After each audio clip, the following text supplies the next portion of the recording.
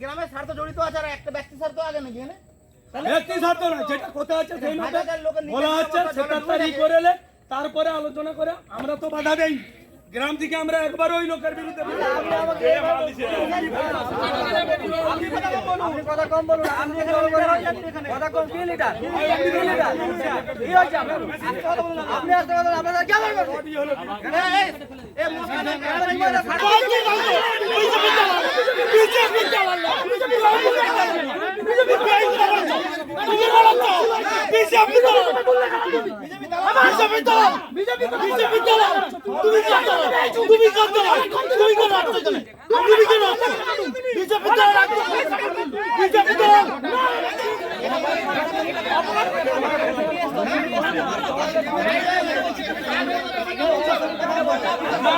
আমি বলে যাচ্ছি বিজেপি দালাল ভাষা বলতে পারোনি তুমি না না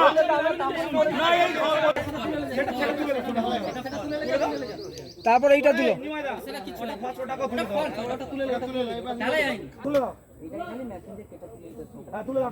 তুলতে পারে নাকি একা?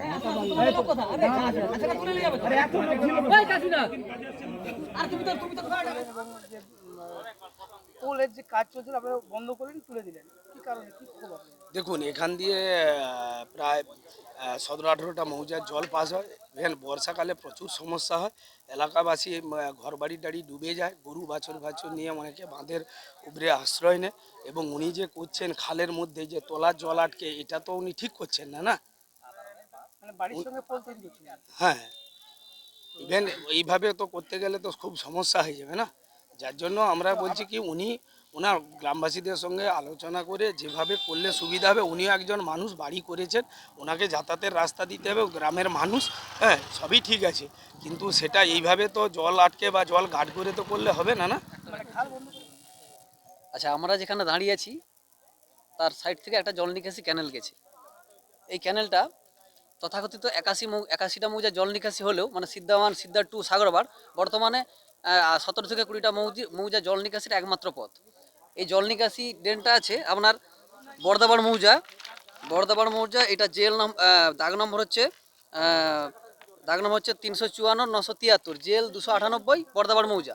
আর এই পাশে একজন ব্যক্তি ঘর করে আছে, সম্পূর্ণ আলাদা গ্রাম, আলাদা মৌজা। ওনার হচ্ছে 132 নম্বর প্লট, 237 জেল, আমিরচক মৌজা। ওই ব্যক্তি উনি আমার হকসিয়ান আমার বরাবর পাঁচি তুলে দিয়েছেন, দিয়ে ভিতরে পাকা বাড়ি নির্মাণ করেছেন। এবার ওই যে পাকা বাড়িটা নির্মাণ হয়েছে, আমার প্রশাসনের কাছে প্রশ্ন যে এখানে বাস্তু করতে গেলে এই লোকটার উপযুক্ত বারাম আছে কিনা প্রশাসনকে আগে দেখতে হয়। তাহলে প্রশাসন কিভাবে এই লোকটাকে বাড়ি তৈরির পারমিশন দিলেন? ওই ব্যক্তি কি হচ্ছে, উনি বাড়িটা করে ফেলছেন কিন্তু কোনো রকম বারামের পদ না রেখে। বর্তমানে এই যে এত গুরুত্বপূর্ণ জল নিকাশি ড্রেন, এই যে ড্রেনটাকে অন্যায়ভাবে কবজা করে এই ড্রেনের উপরে ব্রিজ নির্মাণ করতে যাচ্ছে।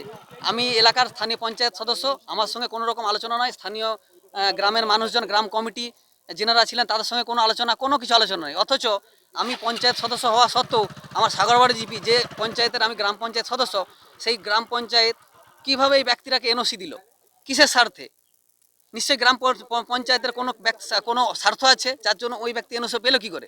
আজকে দিনা কয়েক আগে বিডিও স্যার ঘটনাস্থলে এসেছিলেন।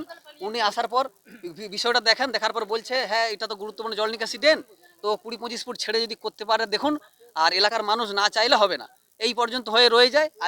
কাল থেকে এই ব্যক্তি আবার কাজকর্ম শুরু করেছে। আমরা এর আগে এই ব্যক্তি যে বারবার কাজ করছে এর বিরুদ্ধে প্রতিবাদ জানিয়ে আমরা দু দফায় বিডিও স্যারকে অ্যাড্রেস করে আমরা অ্যাপ্লিকেশন দিয়েছি। এখানে এই অ্যাপ্লিকেশনটা 20-3 দিয়েছি, তার আগে 17-2 আমরা দিয়েছিলাম। এখানে স্বাক্ষর আছে, প্রায় 55 জনের স্বাক্ষর আছে। এখানে সমস্ত রিসিপ্ট যাদেরকে দেওয়া হয়েছে, এখানে কোলাঘাট পিএস, সাগরবাড় অঞ্চল, সিদ্ধাওয়ান, এখানে হচ্ছে প্রধান সিদ্ধাওয়ান, এখানে ল্যান্ড ভিডিও সকলকে দেওয়া হয়েছে, অথচ প্রশাসন এটার এই ব্যাপারে বসে কোনো স্থায়ী সিদ্ধান্ত এখনো পর্যন্ত করলেন না। আজকে আমি বিডিও স্যারকে ফোন করলাম, বিডিও স্যার বলছে, বিডিও স্যার ঘুরে আমার উপর চোটপাট করছে, বলছে ওই ব্যক্তি যদি করে আপনার আপত্তি কী আছে, আপনি সম্পূর্ণ ব্যক্তি স্বার্থ পূরণ করার জন্য করছেন। আমার প্রশ্ন, আমি একজন পঞ্চায়েত সদস্য, আমি আমার মানুষের দ্বারা নির্বাচিত, আমি এই ব্যক্তি স্বার্থ করতে আমি বারবার প্রস্তুত। আজকে প্রশাসনে একবার তো দেখা দরকার ছিল। আজকে প্রশাসনের মদত এখন আজকে যে কাজ শুরু হলো, কাজ শুরু হওয়ার পর খবর পেয়ে স্থানীয় এলাকার মানুষজন এখানে এসে বিক্ষিপ্ত জনতা এখানে প্রতিবাদ জানানোর পরে আমরা বাড়িতে যাই। বাড়ির মালিক নেই, উনি ওনার সম্বন্ধীকে রেখে গেছেন। বাড়ির মালিক ওনার সম্বন্ধীকে রেখে উদ্দেশ্যপ্রণোদিতভাবে এখান থেকে বেরিয়ে চলে গেছেন। আমরা এসে এলাকার মানুষ জমায়েত হয়ে এটা যে অবৈধ নির্মাণ কার্য হয়েছিল, নির্মাণ কাজটা আপাতত এখান থেকে সরানো হয়েছে, কিছুটা অংশ রয়ে গেছে। আমরা চাচ্ছি আগামী দিনে যাতে এলাকার মানুষের সার্বিক এই জল নিকাশিটা সার্বিক মানে স্বার্থ বজায় থাকে, আর যাতে কোনো রকমভাবে এই এলাকার আইন শৃঙ্খলার অবনতি না হয়, সেই জন্য প্রশাসন ইমিডিয়েট বিষয়টা হস্তক্ষেপ করুক, আর ওই ব্যক্তির বিরুদ্ধে ইমিডিয়েট প্রশাসনিক ব্যবস্থা নিক, আর যাতে আগামী দিন এইভাবে নোংরামি না কাজ করতে পারে, সেই জন্য আমি প্রশাসনের কাছে সার্বিকভাবে অনুরোধ করছি। আমার নাম নিমাই চন্দ্র ওঝা, এই বর্দাবাড় 190 নম্বর বুথের পঞ্চায়েত সদস্য।